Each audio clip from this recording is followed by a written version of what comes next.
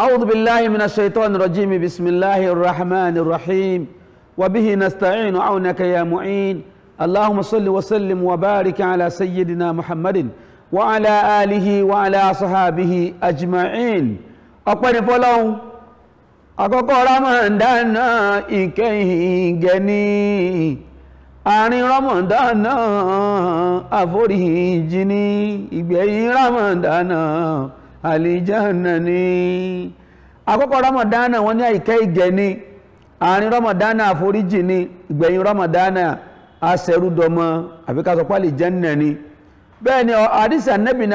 náà ni àwọn oníwákà ni wọ́n sọ di wákà ni tọ́rọ Ànábì sọ pé Ànábì wa Muhammad sallallahu alaihi wasallam sọ pé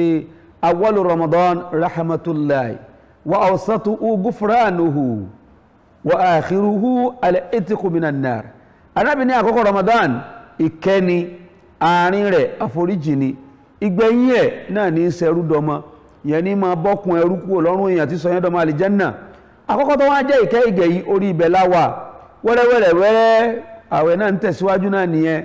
ìní sọ iye tó dì kẹ́ má bàa mú mi sí ẹ̀ torí pé tẹ́ bá mọ iye tó dì àwọn èèyàn mú ká ó sì pọ̀ ní sọ iye tó dì á kà máa gbà lọ náà ni gbọ́dá bá wí pé tá bá ṣẹ́jú pé ẹ rí pé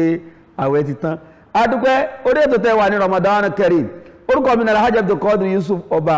ọwọ́ àdúrà náà lọ kalẹ̀ sórí ètò mo dúpẹ́ pọ̀ lọ́wọ́ gbogbo àwọn olóore wa gbogbo àwọn tí wọ́n ṣe wá lóore gbogbo àwọn tí wọ́n dúró tì wá tètò tọdún yìí náà ti fi tó fi bọ́ sórí afẹ́fẹ́ mo dúpẹ́ lọ́wọ́ gbogbo yín ọlọ́mọsà bá mi san yín lẹ́san rẹ̀ o àwọn tí wọ́n kẹ́bùn fún wa àtàwọn tẹ́bùn wọn ń bọ̀ gbogbo yín náà la dúpẹ́ fún o Ọlọ́run bá wa pẹ̀lú yín Alhaji Balkis Emmanuel aláṣẹ àtolídarí ilé ìtajà Btex Textiles tó wà ní number 447 Bọ́ládé Òṣòdì nílùú Èkó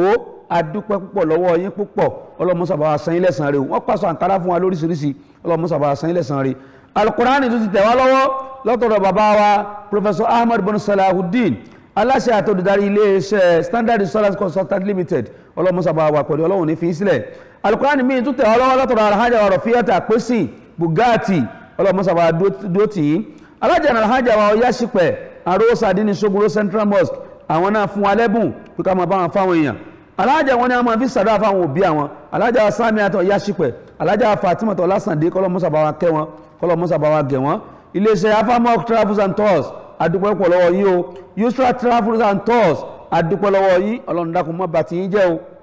ajiwa alimam Muhammad Jamiu Abdulsalam khalifa wa ọlọ́mọ́sà bá wa dúró tì yín alájà Kudrat kọ́lé towó apàṣẹ àdínì wa nulẹ̀ ọwọ́ àdúrà dáwà foundation ọlọ́run bá wa pẹ̀lú yín alájà wa Khadija Ṣọlá ìyá àdínì wa nulẹ̀ ọwọ́ àdúrà dáwà foundation àdúpẹ́ pọ̀ fún yín o ọlọ́run musa bá dúpẹ́ fún yín ọlọ́run nàbì lọ́dọ̀ ọlọ́run lálá ilá ọlọ́run bá san yín lẹ́san rí àti gbogbo ẹ̀yin tẹ́ dúró tiwa àtẹ̀yin tẹ́ ràn wá lọ́wọ́ àti gbogbo jàmọ́ ọwọ́ àdúrà dáwà foundation látòkèrè dókè pátálàkì gbogbo group kọ̀ọ̀kan tó wà inú ilé ọwọ́ àdúrà group Abubakar group Uthman group Umar group Ali group gbogbo yín náà lákì ọlọ́run musa bá wa kí yín ajá Kudrat Junaid Abdulsalam adúpẹ́ pọ̀ lọ́wọ́ yìí o ọlọ́run musa bá san yín lẹ́san rí ọlọ́run nàbì lọ́dọ̀ ọlọ́run la ilaha illallah ní báyìí a kọjá sílùú Ìlọrin lọ́dọ̀ àfáwà alálùkọ̀ránì Sheikh Muhammad Awwal alálùkọ̀ránì kí lẹ́ tó ní fún wa láàárọ̀ yìí bàbá bismillah ẹ káàbọ̀ kọ́lá sódé tó yóò tó wa Ramadan Kareem lónìí mo sàdéhùn kan ní ìjẹta wípé pẹ̀lú ògo ọlọ́run àfáwà Sheikh Al-Bagawi mo tún máa gbé wọn wá síbílẹ̀ kan sí ọlọ́run sì wá ní kí ọ̀rọ̀ wa náà kó tó bọ́ sí ojú ẹ̀ ọlọ́run fàṣẹ sí tó tọ́lọ́run bá fàṣẹ sí àfáà lè tún láwọn ọ̀ráyè torí pé ọ̀nà pọ̀ fún wọn a máa fáwọn Al-Bagawi wọ́n ti wà ní ilé bí pẹ̀lú mi afáwà Sheikh Abdul Aziz Ismail Adesina Al-Bagawi tí wọ́n jẹ́ amiru Istiqlal Al-Aziziyya Al-Alamiyya International Prayer Group ọlọ́run níjọba jẹ́ bàbá assalamu alaikum wa rahmatullahi wa barakatuh assalamu alaikum wa rahmatullahi wa barakatuh wa alaikum assalam wa rahmatullahi wa barakatuh bàbá sẹ́rí tọ́pìkì tí mo fẹ́ ká tírìtì lé ní na'am torí tí àti torí àwọn torí bí yín gan mo fẹ́ ká tírìtì Allahu akbar mo fẹ́ ká sọ̀rọ̀ lórí sùúrù àti kádàrá ọlọ́run àti bọ́lọ̀ ń bá ti ṣe kó wá àti sọ́gbọ́n ṣe dá sí kádàrá ṣe gbogbo ẹ lọ́mọ́ra wọn ìjọgbọ́n ṣe dá sí kádàrá pé mo fẹ́ rí bí lágbájá ṣe by all means nítorí pé inú àwọn ọ̀dọ́ àfà tọ́lọ́run ń ṣàánú díẹ̀díẹ̀ náà lẹ́wà ẹ̀ sí lẹ́yìn pátápátá ẹ̀ sí lẹ́yìn rárá àárín lẹ́wà náà tó sì wà láàrin táwọn èèyàn tètè ń rí náà lọ́rọ̀ ní ẹwà táwọn kan ń rú táwọn kan ń jowú bẹ́ẹ̀ ti rí tí wọ́n ń torí ẹ̀ rìnrìn kùnrin so èyí ni mo fẹ́ káwọn èèyàn mọ̀ èèyàn mọ́ ti sọ nísìnyí o àmọ́ ká tó parí ètò ẹ máa sọ sọ́ọ̀sọ̀ fi kọ̀ mú yín fáwọn èèyàn wọ́n lè mọ̀ wípé kí a bá gé orí mẹ́wàá wọ́n bá gé orí mẹ́ẹ̀ẹ́dógún kì í ṣe ibi tí wọ́n fọkàn sí yẹn ni ọ̀rọ̀ wà o ibi ọ̀rọ̀ wà yẹn torí pé èmi náà mọ̀ kọ́lọ́ndàkùn ọlọ́mọ bàbẹ̀ jẹ́ ọlá nẹ́bí lọ́dọ̀ ọlọ́run torí tí wọ́n bá kàn yín níbi tí ẹ ti mójútó ọrọ̀ ajé wọ́n ti máa béèrè pé sáwọn afáwa náà sì ní sá ọlọ́ba ṣe dáadáa fún yín wọ́n fẹ́ sọ̀rọ̀ lórí kádàrà àti gbígbà fọlọ́run àti sùúrù àti báyé ṣe ń kánjú lónìí ẹ dákun ẹ já bá àwọn èèyàn sọ̀rọ̀ torí pé ìṣẹ̀lẹ̀ tó ṣẹlẹ̀ ń lọ níjó ní ó bá ọ̀pọ̀lọpọ̀ èèyàn lọ́kàn jẹ́ ó bá lọ́kàn jẹ́ púpọ̀ ó bá lọ́kàn jẹ́ púpọ̀ torí pé àwọn ọ̀dọ́ ń sáré kí ni wọ́n mú wọn sáré ni pé wọ́n ń rá àwọn nǹkan pé lágbájá ń lo mọ́tò tàmádé ń lo mọ́tò ǹjẹ́ ìwádìí iṣẹ́ wo ní ń ṣe tí fi ń lo mọ́tò ẹlòmíì ọ̀wádìí wọ́n fẹ́ gún àwọn náà wọ́n sàfẹ́ bẹ́ẹ̀ wọ́n fẹ́ tọ́ ìdí ìyẹn ní bàbá ǹjẹ́ kádàrá Ọlọ́run wà lórí pé gbogbo ń ta fẹ́ jẹ́ láyé ó ti wà ní àkọọ́lẹ̀. tó alhamdulillah wassalatu wassalam ala Muhammad bin Abdullah sallallahu alayhi wa sallam. mo kí Ọlọ́run mo kí anabi sallallahu alayhi wa sallam àti gbogbo àwọn sahabatul kiram mo kí àwọn afáwa tí wọ́n ti lọ látọ̀rọ̀ bàbá Sheikh Kamal bàbá Sheikh Adam bàbá Sheikh Abdulmajid Eleha bàbá Lámúnigun bàbá Lágbàjì bàbá Lábẹ̀fẹ́ àti gbogbo àwọn tí ààyè ògbàmí àbáwà gbárùgìdó máa táyè ògbàmí láti máa dárúkọ wọn àwọn tí wọ́n ń bẹ láyé náà àwọn ọmọ wọn látọ̀rọ̀ bàbá Mudirul Markaz ọlọ́njẹ́ mi bàbá ogun fún wa bàbá Sheikh Dawud Abdulmajid Alfanla àbáwọ Láwùmí àfáwà Salati Nakibul Ashraf gbogbo ọlọ́njẹ́ mi gbogbo ogun fún wa mo kí kalẹ̀ àfáwà tí wọ́n ń tukọ̀ ètò yìí látàìmọye ọdún bí wọ́n ti sọ tá a sì ń gbádùn wọn gbọ́dọ̀ yẹ pé iṣẹ́ tí wọ́n yàn láàyò ni iṣẹ́ mímọ́ iṣẹ́ kéwú òun náà ló gbẹ̀yìn náà débi gbogbo ayé ń fẹ́ yín ẹ̀yin náà sì dáhùn èèyàn mọ̀tẹ́yìn náà ń fẹ́ nínú àwọn tí wọ́n ń fẹ́ Ọlọ́run lẹ́ máa ń sábà fẹ́ Ọlọ́run má kọ̀ yín tí o Allahumma amin la hawla wala quwwata illa billah ìbéèrè tí ẹbí mi àjọ máa sọ ni nítorí ọ̀rọ̀ tó kẹnu ni àkọ́kọ́ ni pé àìní sùúrù àwọn èèyàn àti ìdàkudà tọ́pọ̀lọpọ̀ àwọn èèyàn dà lónìí ẹ jẹ́ ká kọ́kọ́ lọ bẹ̀ náà pé kí ló ń bi kí ló ń fà ṣe rí bímọ pọ̀ tọmọtọmọ ò pọ̀ tí bímọ bá ti wá pọ̀ tí ò bá ti sí tọmọtọmọ ìyàkúyà ní gbogbo àwọn ọmọ tí wọn ò tọ́yìn ó ṣe kí ni wọ́n yà ẹ̀ ṣe lé ní ẹlẹ́ẹ̀kejì ni pé láti jọ tàláyé ti dẹ́ láti máa ń gbọ́ pé lágbájá yọ ọmọ àta lágbájá yọ ọmọ bú lágbájá ya wèrè lágbájá ya tọ́ọ̀gì ọmọ àní ọmọ àta ọmọ àtàtà máa ń dárúkọ pé lágbájá ya òun kí ló jọ́ tọmọ bá yọ ọmọ rí táì fọmọ rí náà jìta tó já sí pé ọmọ bú la fi máa jìta so tó bá já sí pé níṣe nìta náà bá lẹ́nu tó lè fi sọ̀rọ̀ ni ó yẹ kó sún àwọn èèyàn sí kóòtù ìgbékélé tó máa bá yọ ọmọ bú ẹ lọmọ ohun ta ni tó bá yọ ọmọ rí ẹ lẹ́yìn lẹ́ni nǹkan yín Allahu Akbar kò wá sí tó bá tó máa fi yọ ọmọ bú tó ju ojúṣe ìyá àti bàbá tí wọn ò sẹ́nu lé ni tí wọn bá ti sẹ́nu lé ọmọ yẹn wà padà àdọ́mọ ìta ọmọ ta ó di méjì ẹlẹ́ẹ̀kẹta ni wípé nípa èyí tó ń ṣẹlẹ̀ rògbòdìyàn tó ń ṣẹlẹ̀ nípa àfáà àti ọ̀rọ̀ rẹ̀ ń jáde káàkiri Ìlọrin àti ní gbogbo bí àkọ́kọ́ ni pé kí ti tiẹ̀ ó tó jáde ní irú ẹ̀ tí ń ṣẹlẹ̀ bẹ́ẹ̀ni ẹlẹ́ẹ̀kejì ni pé ìjọ́ títí tiẹ̀ jáde yẹn irú ẹ̀ míì tó ń ṣẹlẹ̀ lọ́wọ́ bẹ́ẹ̀ni lẹ́yìn ìjọ́ tó ṣẹlẹ̀ yẹn irú ẹ̀ míì tó ń ṣẹlẹ̀ lọ́wọ́ bá a tún ṣe ń sọ̀rọ̀ yóò máa ṣẹlẹ̀ lọ́wọ́ kò wá sí tó bí tó ju ìbíkúbí àtàìrí títọ́ lọ ẹjẹ́ ọkọ̀ lọ béèrè yìí pé àwọn òun náà bí ọmọ yẹn àwọn òun ni wọ́n tọ́ agbọ́nrin kanu ẹlẹ́ẹ̀kejì nípa arizikì tẹ̀ ń bí mi wọ́n ní ariziku huwa maktubun fi lawhil mahfuz kullu shay'in munzu khalaqa Allahu al-qalam. Allah. ìpè mo fẹ́ dolówó ni mo fẹ́ dọlọ́lá ni mo fẹ́ doni ipò ni mo fẹ́ daláṣẹ ni wọ́n ti kọ́ sínú lawhil mahfuz láti jọ́ tọ́lọ́ ọba àlékè ọ láti dá gègé. ìtọ́lọ́ kọ́kọ́ dá láyé awwalu ma khalaqa Allah ó ní al-qalam ó ní gègé ìjọ́ tọ́lọ́ ń sì dá tán Ọlọ́run sọ pé uktub ó yá máa kọ́ ó dojúkọ Ọlọ́run ní Ọlọ́run kí ló fẹ́ kí n máa kọ madha aktub kí ni kí n máa kọ Ọlọ́run wá sọ fún pé ya látòní lọ uktub ma huwa ka'inun gbogbo tí ó ṣẹlẹ̀ látòní tá yóò fi parí ó yá máa kọ fajara fi tilka sa'ati bima huwa ka'inun ila yawmil qiyamah Allahu akbar níjọ́ náà ló kọ gbogbo tí ó máa ṣẹlẹ̀ lẹ́ẹ̀kan náà ló kọ tán Ọlọ́run ní ṣe ó ti kọ tán ọ̀dà rufi'atil aqlam wajafati suhuf masha Allah ó yá ibi tó kọ sí Ọlọ́run ti gba pẹ́ẹ̀nì yẹn kúrò lọ́wọ́ kálámù níjọ́ náà ó gbà kúrò lọ́wọ́ ẹ̀ Ọlọ́run ibi tó kọ sí yẹn ó ti ṣe kí ni o ó ti gbẹ kò sí ní ta lè fi yí padà mọ́ nǹkan ẹyọ kan tó lè yí padà níbi tí wọ́n kọ sí ẹni tí wọ́n ní yóò lówó láàárọ̀ àárọ̀ ni ó ní ẹni tí wọ́n ní yóò ní láyé ọ̀sán ni ó ní ẹni tí wọ́n ní yóò ní lálẹ́ alẹ́ ni ó ní kò sí ọgbọ́n kankan tẹ́nì kankan lè dá sí opportunity ẹyọ kan tá a ní tó lè yí kíní yẹn padà onítọ́lọ́n bá fìyàn ṣe kò ń gẹ́ ẹyọ kan nú 10 Ramadan lóru tọ́lọ́ máa ń yí kádàrá padà òun ló fi ní yamhullahu ma yasha'u wa yuthbitu wa indahu ummul kitab masha Allah àwọn aláṣọ wípé lágbájá alẹ́ la kọ́ máa ọ ẹni tá a wá kalẹ̀ máa ń kọ̀ wá gbogbo àfáà tí wọ́n máa wò pé ilmul hisabi lil azmani ni wọ́n máa rí pé lágbájá ò láàárọ̀ ò lọ́sàn-án alẹ́ lóní àmọ́ ẹni tọ́lọ́n bá ti fi ṣe lè kòǹgé òrùlé Lailatul Qadri yẹn tí wọ́n á sùn tí ó sùn tí wọ́n ń bẹ lọ́hùn tí ń bẹ lọ́hùn tí wọ́n ń pè rọ̀ tí ń pè ní kíkankíkan Ọlọ́run ó ti yí padà àfọ́ ò ní mọ̀ kódà àwọn màláíkà gan ò ní mọ̀ nítorí pé Ọlọ́run ò fọwọ́ kò fi yún lé wọn lọ́wọ́ olófin yamhullahu ma yasha'u wa yuthbitu wa indahu ummul kitab masha Allah àwọn àfọwọ́ sì máa wòye pé lágbájá láàárọ̀ lóní Ọlọ́run sì ti yí padà alẹ́ lóní Ọlọ́run sì ti yí padà sí àárọ̀ so òun ló fà tó fi já sí wípé kádàrá apá dolówó láyé lọ́lọ́run kọ mọ́ wa owó níní ò sí lọ́wọ́ Ọlọ́run ṣáàbùdọ̀kọ́dẹ̀ kádàrá yí pé àádolówó lọ́lọ́run kọ mọ́ wa níní owó yẹn ò sí lọ́wọ́ Ọlọ́run mọ́ a ṣiṣẹ́ tọ́ ni èyí ó ṣiṣẹ́ tó ní kádàrá yóò fi ṣe ẹ bá wo Dangote Ọlọ́run kọ kádàrá mọ̀ yí pé yóò dolówó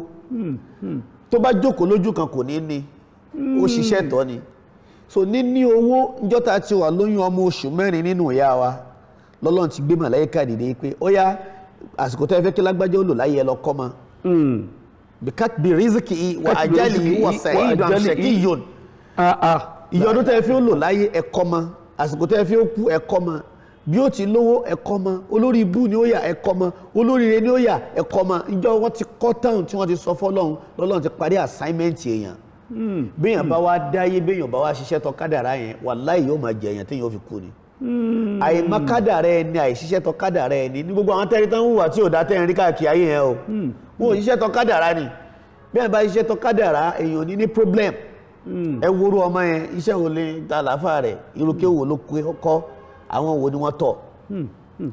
Dangote ṣiṣẹ́ tọ́ kádàrá ni àfọ̀bá Allahu akbar àbí kémi àti àtúnkálùkù wa ká lọ ṣe kí ni ká ṣiṣẹ́ tọ́ kádàrá nítorí pé ar-rizqu maktubun muqaddarun bi asbabihi la ilaha illa wípé mo fẹ́ dolówó mo fẹ́ dọlọ́lá mo fẹ́ donípò mo fẹ́ dẹ kíní kan ó ṣiṣẹ́ tó ní sábàbí kan tí ó gbé ẹ débẹ̀ ó ní sábàbí tí ó gbé ẹ débẹ̀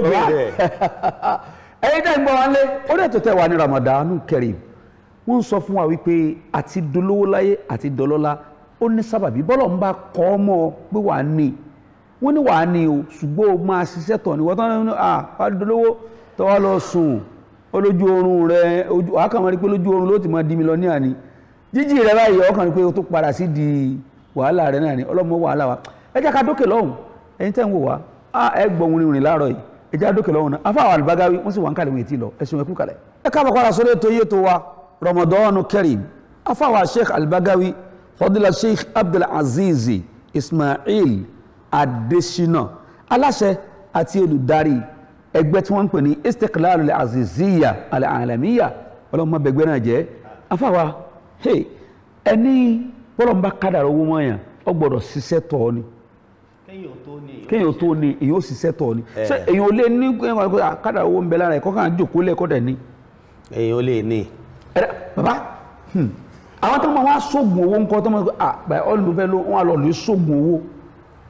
ṣé àwọn náà tí wọ́n bá wá lówó yẹn ṣé ń bẹnu kádàrà fún wò lówó ni àbí kò sínú àbí èèyàn ní sóògùn owó kó lówó àyàfi kò tí wà nínú kádàrà yìí pé yóò di olówó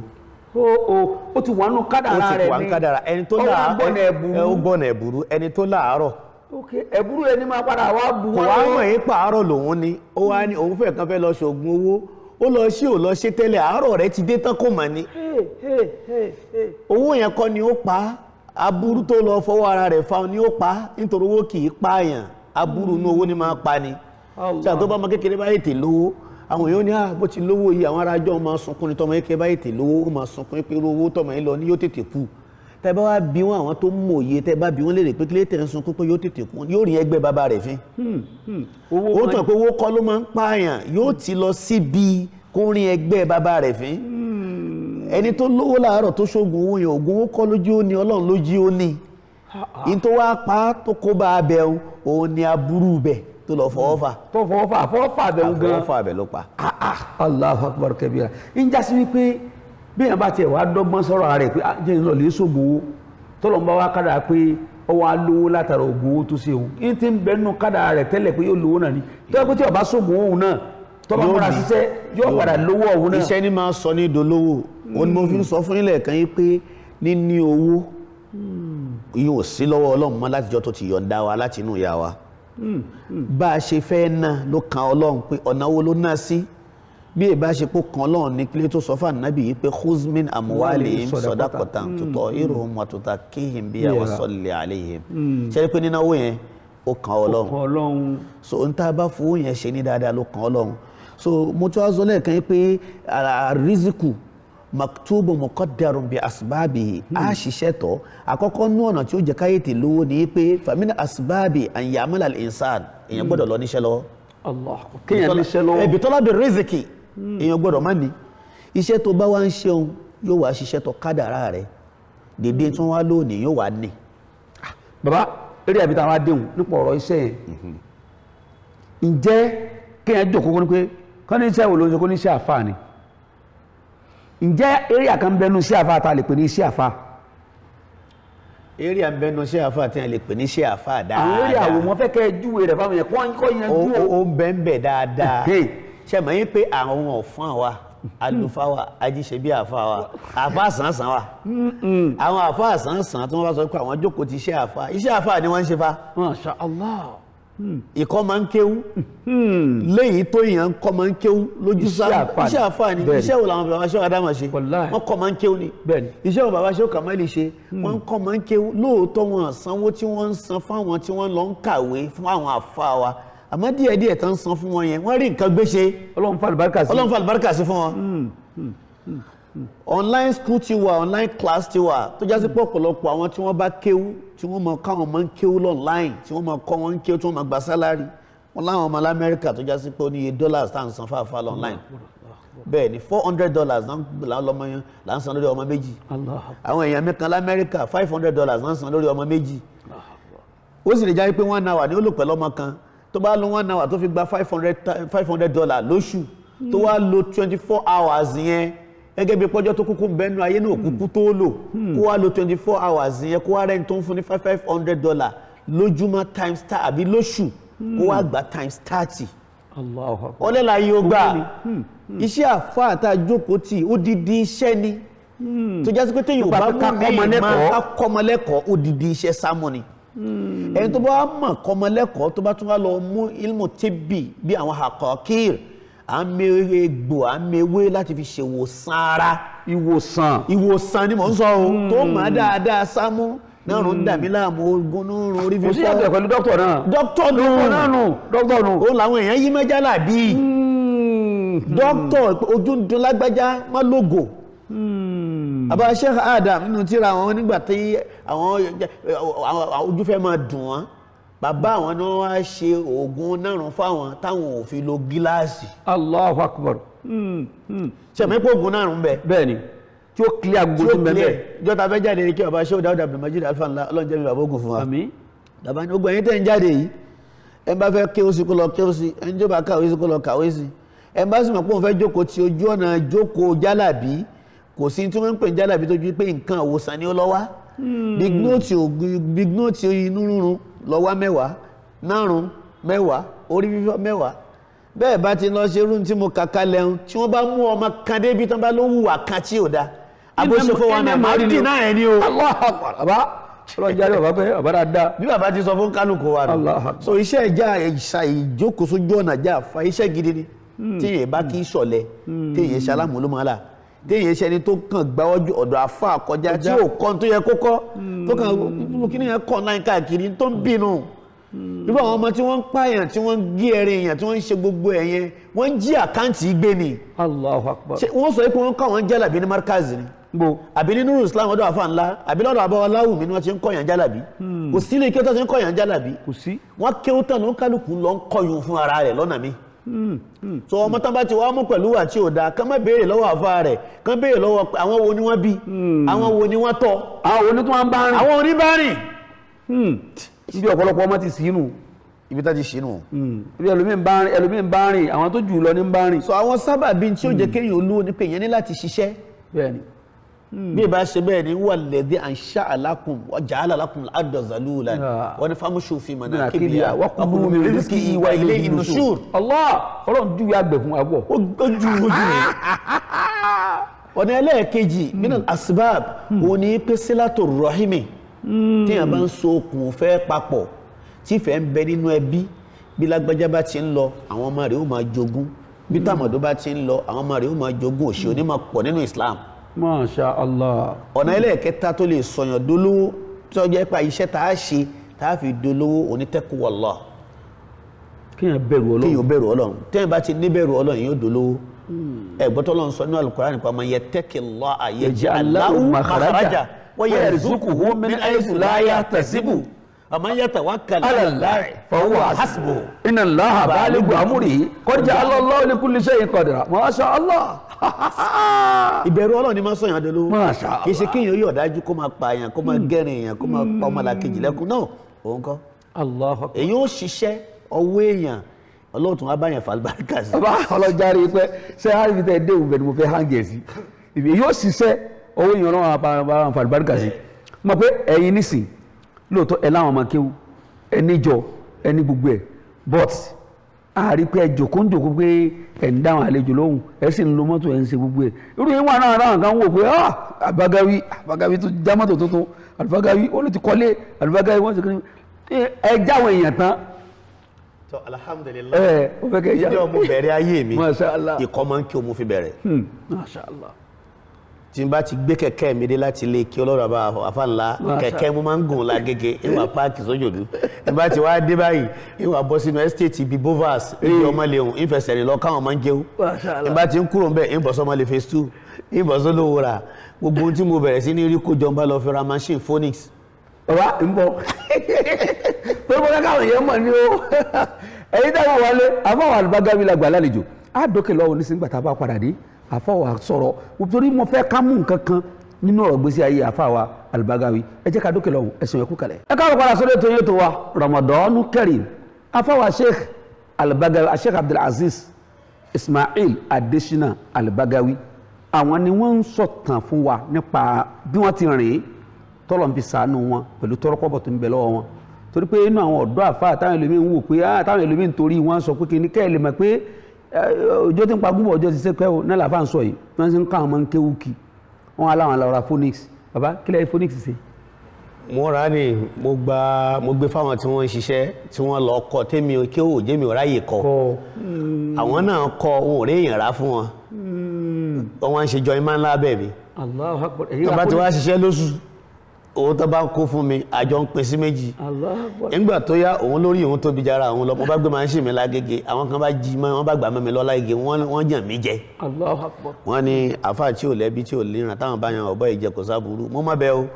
àmọ́jọ́ tó ń tọ̀ yín tó yàn mí jẹ dé ó bá mi nú ọlá ni àmọ́ rò tí ì débẹ̀ wù.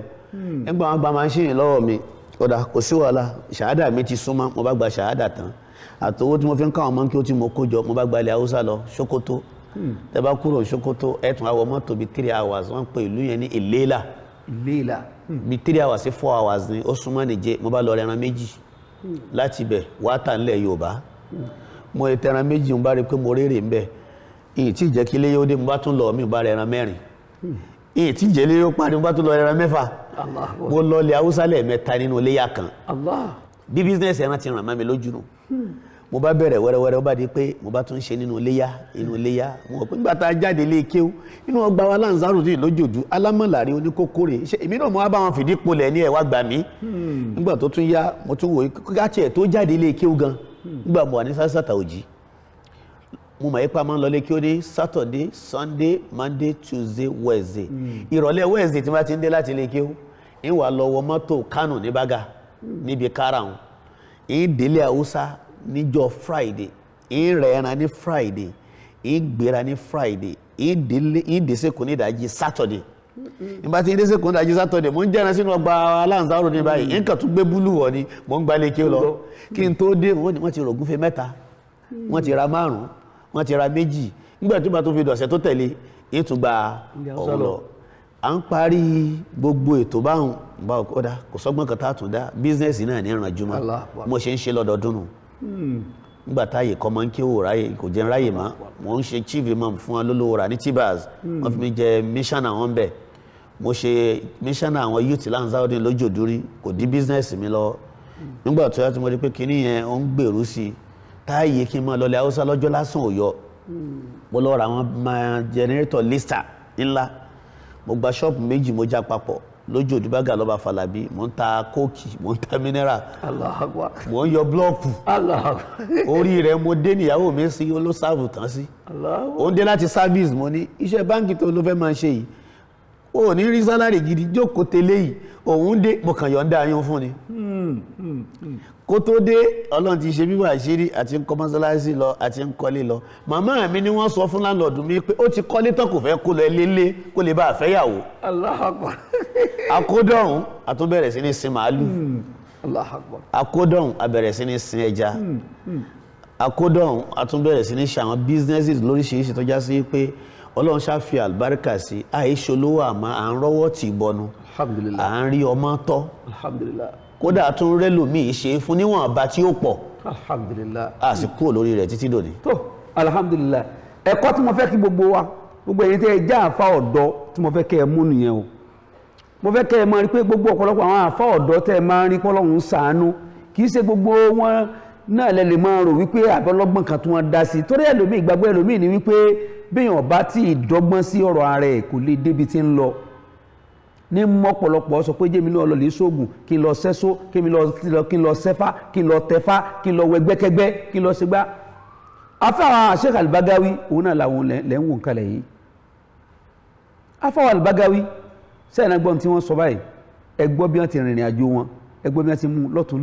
lọ́sì ewúrẹ́ ó padà di màálù agbo màálù ńlá ni wọ́n ní nísìn Ọlọ́run níjọ́ bàjẹ́ o ọlá nàbí lọ́dọ̀ Ọlọ́run la ilaha illallah yóò rẹ̀ jẹ́ kẹ́mi yóò gùn ẹ̀ ní fi kúkúrú ẹ̀mí lògbà wala la hawla wala quwwata illa billahi al-aliyyil azim adúpẹ́ pọ̀ nípa pè yín ẹ̀dẹ̀ dá Ọlọ́run lóhùn ọlọ́mọsàbà dá yín lóhùn pẹ̀lú ìgbọ́lọ́n sáà ní tàdé sọ náà lórí ètò yìí náà mo mọ̀ pé ẹ̀yin náà ń bọ̀ wá dá sí ayẹ́lẹ́kọ̀ọ́ lágbára Ọlọ́run ṣùgbọ́n kẹ́ tó máa lọ lónìí máa fún yín ní Al-Qur'ani yìí láti ọ̀dọ̀ ajáwa Rafiat àpésìn ajáwa Rafiat àpésìn àwọn ni wọ́n ní kí ìmọ̀ fi ṣàlejò àwọn tán bá ti wá sí rí ètò Bugatti kọlọmọsà falibarika sí then máa fún yín ní aṣọ àǹkárá yìí ọ̀pá 6 bẹ́yìn tí ẹ wọ̀ ẹ tẹ̀ ajẹ́ ọwọ́ àbí ajẹ́ ọwọ́ alájàwà Balkis Emmanuel Bitex Textiles tó wà lóṣòdì àwọn ni wọ́n kó ránṣẹ́ sí wa àwọn náà ní ẹ̀bùn Ramadan tí wọ́n lọ́dún yìí ní kọ́lọ̀ mọ́ balẹ̀ iṣẹ́ wọn náà jẹ́ ọlá nẹ́bí lọ́dọ̀ nǹkan méjìlá àṣẹ fún mi ẹ bá ń fún àwọn ará ilé ní nọ́mbà yín fún àǹfààní àyìn tó bá fẹ́ ní béèrè mi tó fẹ́ béèrè lọ́wọ́ yín kí ẹ fún wọn nọ́mbà yín ẹlẹ́ẹ̀kejì ẹ wà máa ń sàdúrà fún àtọ́ fún alẹ́ àti ilé iṣẹ́ wa Lórísun kọ́lọ̀ mọ́ jẹ́ ọ bàjẹ́ ká tó máa lọ. nọ́mbà yìí ẹ kọ́ sọ 080 ẹ tún wí o 080 67 650 783 080 67 650 783. tó nọ́mbà àfáwà Sheikh Al-Bagawi òun lẹ ti gbọ́hùn ẹ wá ṣàdúrà fún wa àwọn tí wọ́n fún yín lásán ní ẹ̀bùn ẹ ṣàdúrà fún iléeṣẹ́ Orísun náà kọ́lọ́hún wọlé àwọn tó bí kọ́lọ́hún ṣàánú àwa náà. iléeṣẹ́ Orísun kò ní jóná àmín ẹ máa lọ sókè sí Allahumma àmín pẹ̀lú ògo Ọlọ́run àtàtìlẹ́yìn Ànábì gbogbo àwọn tọ́lọ́run fi ṣaláàánú yín Ọlọ́run ní ṣe wọ́n lọ́ta yín àmín ẹ tí máa ṣe wọ́n ju wọn Ọlọ́run má jẹ́ ṣiṣẹ́ wọ́n ju Allahumma àmín wọ́n sọ fáwọn èèyàn pé lè kulli ahadin abiola o àwọn èèyàn máa ní lárúbáwá ònu olóńkálùkù ló lábíọ́lá àti tiẹ̀ iṣẹ́ téèyàn bá ń ṣe àfikún ìwúrà láàánú ẹyọ kan táláàánú kan bá ti dúró tíyàn lẹ́nu iṣẹ́ gbogbo àwọn aláàánú yòókù ó máa dé bá ní àwọn aláàánú tó pọ̀ lọ́lọ́run ti kó tì yín àwọn aláàánú kan náà sì ń bẹnu wọn tó jásí pé àwọn ni wọ́n ṣokùnfà gbogbo àwọn tó kù àtàwọn oníwẹ́wẹ́wẹ́ àtàwọn onípúpọ̀ nu wọn Ọlọ́run kó sọ wọn di ní lámà yín lọ́wọ́ wọ́n wàá sọ yín dọ̀tá wọn mọ́ sọ àwọn náà dọ̀tá iléeṣẹ́ ìmọ̀jẹ̀ ojóná gbogbo àwọn workers wa ń bí báyìí Ọlọ́run má fa burú ṣe wọn gbogbo àwọn òṣìṣẹ́ wa Ọlọ́run má fa burú ṣe wọn jẹ́ kó kálukú máa lo òkè sí gbogbo àwọn tó ti wá ń dá sétò yìí ọ̀pọ̀lọpọ̀ mùsùlùmí sábà dá sí nǹkan ọ̀pọ̀lọpọ̀ mùsùlùmí láhùn mo ń kọjá láàárọ̀ yẹn nìkan tí mo mẹ́ ń pàmò mo wá sọ fàlàjà yìí pé ẹ wá gbà mí èmi lè mímọ̀ tún máa ń kó nǹkan jáde nínú àwẹ̀ ìmọ̀rẹ́yìn bùn mi lẹ́bùn rí mo wá nírú ládàwọ̀ lóbìnrin wá fẹ́ gbà lọ́dọ̀ Ọlọ́run tó fi ronú wípé òun ò ní tó ń lè bùn mi àfi pé kóun fi pàmò dá sí i òun wá lẹ́ni àkọ́kọ́ bó ti wá bùn mí báyìí àṣà àlùbáríkà ń bẹ lọ́wọ́ rẹ̀ báwọn yẹn ti bẹ̀rẹ̀ sí ní kó nǹkan wá nù bá ti ń kó wá kò sí ní tó gbà lọ́wọ́ mi lé o ètè mi àtọmọ mi ò jẹ ni o Ọlọ́run èyí tá à ń ṣe Ọlọ́run fàlùbáríkà sí àwọn aláàánú náà Ọlọ́run kó bá bó ṣe rọ̀ wọ́n fún yín Ọlọ́run ṣe yín lọ́ta ara yín la hawla wala quwwata illa billah ọba tó dá sílẹ̀ náà Ọlọ́run gbà ọlá kúrò lọ́wọ́ wọn subhana rabbika rabbil izzati amma yasifun wa salamun ala al-mursalin walhamdulillahi rabbil alamin tó ọ̀rọ̀ ẹgbọ́n wọn gbogbo ẹni tí ń wò wá ń lé ẹ̀yin náà láǹfààní láti kẹ́bùn wá fún wa lórí ètò yìí ẹ láǹfààní láti gbé àwọn ìpolówó yín wá fún wa ẹ láǹfààní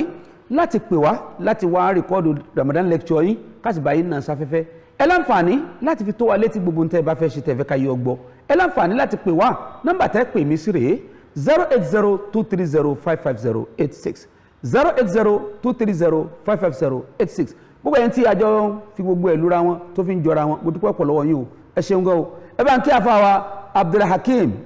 kan náà editor wa náà ni ọlọ́musa bá wa pẹ̀lú yín o ọlá nàbí lọ́dọ̀ ọlọ́run la ilaha illallah mo kí yín mo dúpẹ́ o ẹ ṣeun gan o ọlọ́run bá ń dúpẹ́ fún yín o àti gbogbo ẹ̀yin jàmáà wa pátápátá Emmanuel ni Mr Fred ni àti gbogbo ẹ̀yin tàjọ wà nílé agbára ọ̀gá wa àgbà bàbá wa Fẹ́mi Adéríbigbé kò ní bàjẹ́ ọ̀nkú Ṣèyí àárín ìyàtọ̀ ọlọ́run kò ní bàjẹ́ pásítọ̀ Ṣèyí ọlọ́run bá dúpẹ́ fún yín o ọlọ́run bá wa pẹ̀lú yín o àti gbogbo ẹ̀yin elétò wa nínú ilé Àjàbọ́lá àti gbogbo yín ọlọ́run bá dúpẹ́ fún yín o ọlá látún pàdé lórí ètò ìkànnì tá a pè ní Ramadan Kareem ẹ má jà gbàgbé o péjọ Friday ní àlèhíkímọ́ eléyìí òru lẹ́ẹ̀mọ̀ wù yẹn láago mẹ́rin dájí sáago mẹ́fà tàlíkímọ́ náà ń bọ̀ níjọ Friday aago 12 nìyẹn àdúrà wọ́n gbà ọlọ́run ó ṣe dáadáa fún wa máa sàlám wa ilal liqa.